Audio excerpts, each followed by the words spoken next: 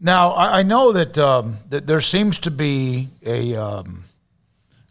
maybe a lean towards Ezekiel Elliott having a bounce back year. Obviously, last year, a lot of things, offensive line, fumbles, whatever else. But the Tony Pollard, and a lot of times we fall in love with the guy with his quick strike, and he obviously gave them that last year.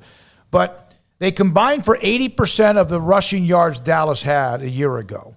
But Pollard had 101 touches compared to Ezekiel's 244. It's not a surprise that Zeke would have 2.5 times the carries. But do you think that this year there could be a little bit of a change with the numbers of how much Pollard gets it as a running back? I really don't think so. I think that if you see the numbers go up for Pollard and the touches, I think that he would be involved more in the passing game. And if everybody is healthy, which we know probably won't happen just because of the nature of professional football, but if everyone's healthy, I just don't see a lot of room for him because you're also getting Blake Jarwin back and Dalton Schultz emerged last year. And if Ezekiel Elliott's healthy and running well, they're not going to take him off the field. He's going to be on the field for, they'll take him off for a breather here or there, but that's not going to lead to significant time for Tony Pollard. Where Tony Pollard really comes into play is if Zeke gets banged up or isn't effective, or if you have some of these receivers go down and they have to mix up some stuff on the offense to where you might see maybe Tony Pollard get a little more touches in the slot and things like that.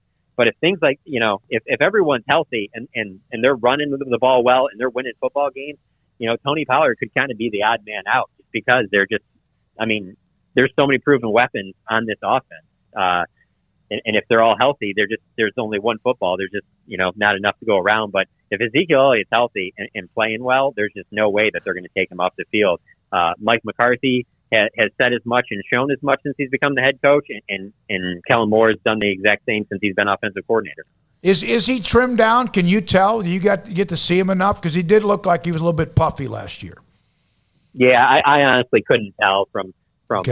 when I was at OTAs and minicamp. I would just say that he did look really quick. Now, that could also be because he had, a few months off where he wasn't, getting dinged up, because I maintain last year, as bad as the numbers were and how much he dropped off, if you go back to when he had an off week the week before, that following game, those were his three best games, whether it be, week one, whether it be after the bye, or then in that third game when late in the season that he missed, and he came back the very next week, and that was, his other top game. So when he didn't play the week before, then that game that followed, that was like one of his best games, and that's when he was the closest to old Zeke. So, maybe there you go. Maybe that's how Tony Pollard works in, is that they find a way to, maybe give him a little bit more of a workload certain weeks because they know that they can get Zeke a breather and things like that. Maybe that's how he gets more involved. But if Zeke is playing well, they're just not going to take him off the field. Well, this is so people observing Rico Dowdle should not get all that excited. Damn it.